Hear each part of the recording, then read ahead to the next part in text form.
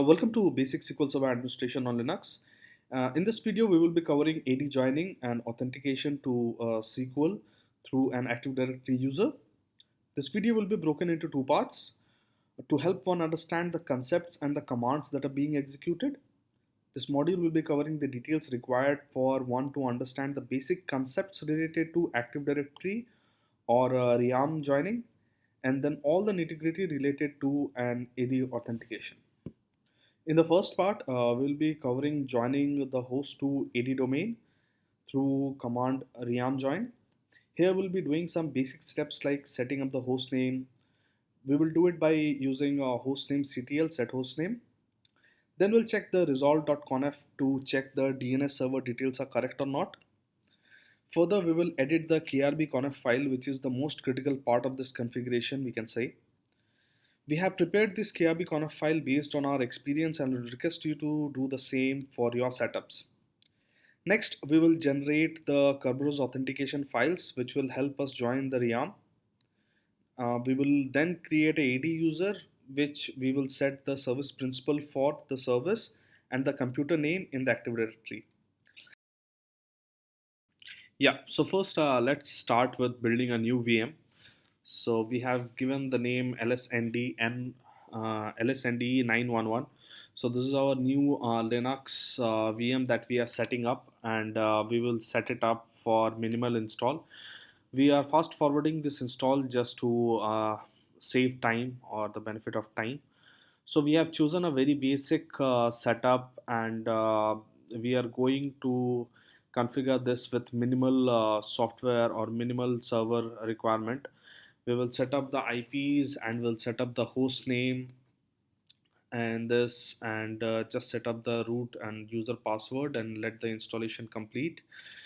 Okay, so finally the server is up, and first of all we'll try to log in using root. Okay, and once the login succeeds, we will try to open up a terminal, which is we are using terminus, which is provided in Mac, and we'll just connect with the same user ID for root and password for root to connect to this.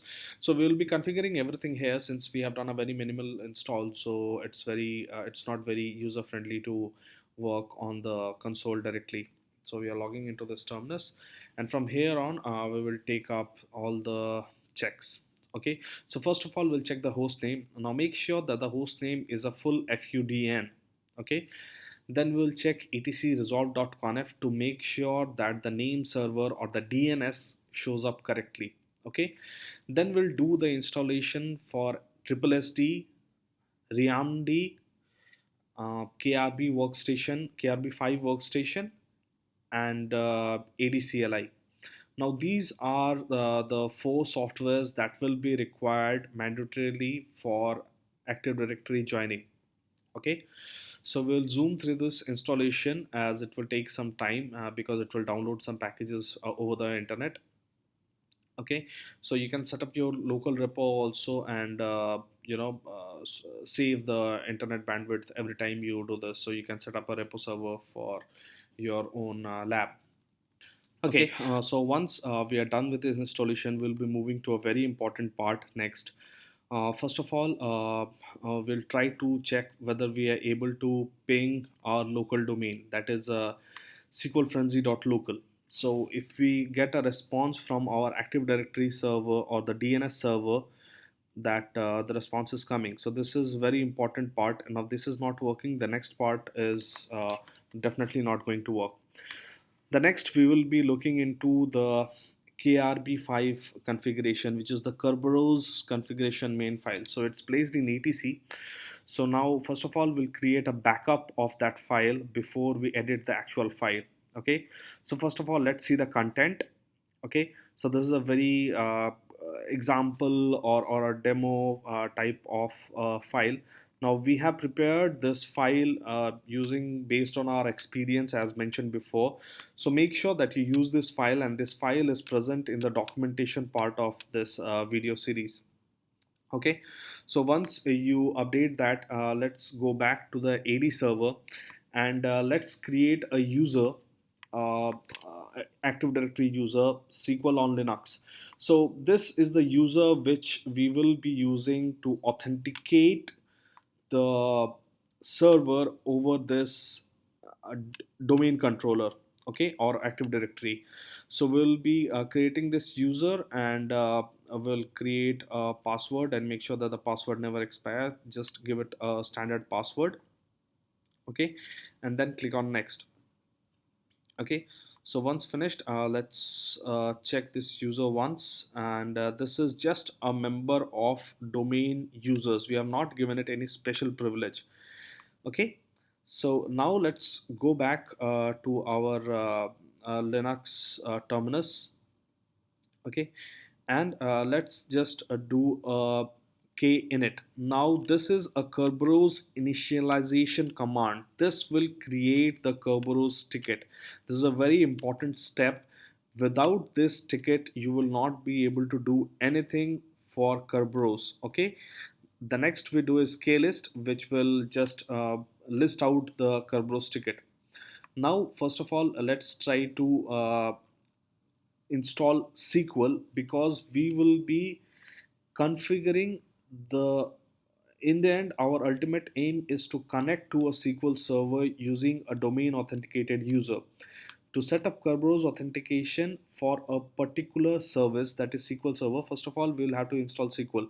So next what we do is we copy the binaries required for SQL Server to the VM that we have just created. I have a local binaries copied in my laptop, so I'm just SCPing these files to my newly created Linux node in the temporary file. So now, if you do directory listing, you will see all the binaries are present. So just do a yum install, and we will be fast forwarding this install because we have covered this in detail in the other video tutorial for SQL Server installation. Okay, so once this installation is complete, you will have to run the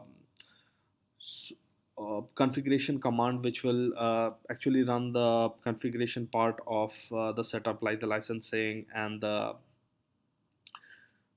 SA password and the licensing that we have to accept. So after all this is done, the SQL Server will be up and running.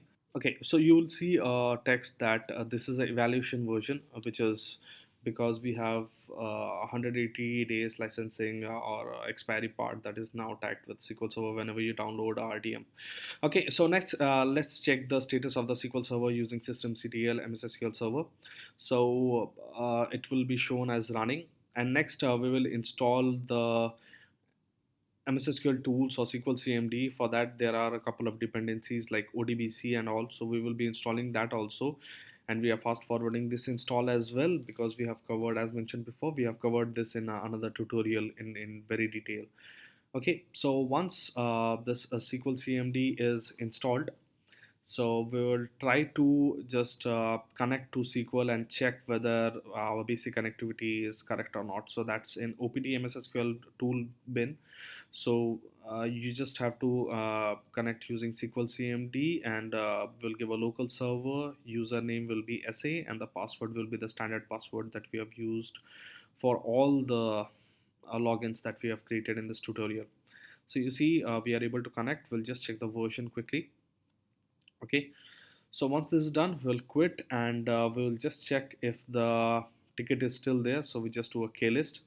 Okay, now post this, let's try to join the realm. Now just remember, we have created a domain user and not granted it any specific domain specific access. Okay, so we are trying to authenticate a server using a very basic Active Directory user. Okay, so once we key in all the details, you will see we will need to key in the password for that, and then you will see a failure. Okay, now this is expected. So whenever you are trying to authenticate a particular service for a user over a domain, make sure that the user you are using to authenticate does have a domain user or domain admin rights. Okay, so we'll go back and we'll click on member of tab and then add it to a domain admin. So we'll just type domain, click on check names and add this to a domain admin. Okay, so this is a very important step, and just wanted to show you guys that this failure will happen. Now let's try to join the realm once again, or let's try to join the domain once again. This time you will see the installation will complete without any error. Now this is a very important step that you need to remember that we have done. Now let's go back to the Active Directory and check for the new computers that have been added. You will see that the name appears here. Now we'll click on this trust for delegation. This will be required for our Kerberos authentication. Okay, so we need to make sure that this is checked on if we need to set up the Kerberos authentication. Okay, in the next step, we'll go back to the PowerShell and try to set the SPN for the SQL Server service. Now the command is very straightforward: msSQL svc slash the node name with fqdn colon the port number, followed by the domain name user, that is SQL Frenzy slash SQL on Linux. Okay, so this is a straightforward command for registering the Kerberos for a particular service on a server. Next, let's check whether we have set the SPN correctly or not. So we will type the command set SPN -l. So we should see these four specific outputs and make sure that you see all these four outputs. Without this, there is something not correct in the configurations. Okay. Okay, so now before moving to the next section, let us look into a couple of things that we will require to understand in setting up the SQL Service key tab. So first of all, we have KVNO. Now KVNO stands for key version number. Now this number is important in setting up all the parameters that we will be using the next utility, KTutil. Now KTutil is Kerberos ticket utility.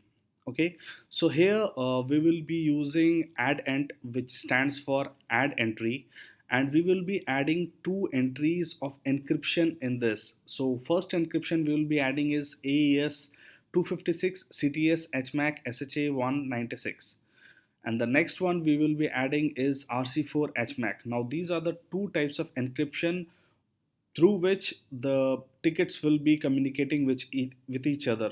The next we are using is WKT, which is writing the current key list entries into the key tab file. So post this, we will be updating the MSSQL conf for network Kerberos keytab file with the keytab file that we have just generated using the ktutil command. Okay, so post this, our SQL Server service will be able to communicate using Kerberos authentication. Okay, so now let's look into the demo. Now let's go back to our Linux terminus and just see the KVNO number. Now this will give a figure of 2 or 3 depending upon a lot of factors, but all we need to take back is the numeric digit that is shown in the output. Next we'll fire ktutil, which is the Kerberos ticket utility, and we will add some entries for encryption using the keyword addent. Okay, so we will add two encryptions. One is AES 256 and the other will be RC4 MAC HMAC. Okay, so these are the two entries we have added for encryption, and next we will be asked for a password. The last step we will do is write these key tab entries into a key tab file for the SQL Server. Next, we'll make sure that the ownership of this KeyTab file is changed to SQL Server and the user rights are changed to 400. Okay. Next, we will update the Kerberos KeyTab file in the MSSQL conf using set network Kerberos KeyTab file. Post this, it will ask us for the SQL Server to restart. Okay, so after restarting, the service will connect using SQL CMD and system administrator login and password.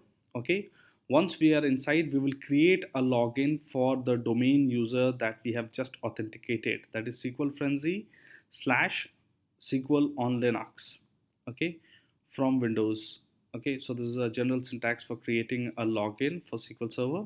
Next, we will alter the permission of this server role sysadmin and add member SQL Frenzy, SQL on Linux. Okay, so this step will be required for granting system administrator privileges to this domain user SQL on Linux. Next, we'll see if this user is actually created in the server principals. So we'll just query name from sys.server principals. Okay, and in the last name you will see SQL Frenzy, SQL on Linux shows up. So we'll quit, and next this time we'll connect to the server using FQDN. So we'll give minus s lsnde911.sqlfrenzy.local, and then we'll give minus e for interested login. And now we'll see we are able to log in using a Kerberos ticket. So we'll just select system underscore user, which will show us the present user, that is SQL Frenzy /SQL on Linux.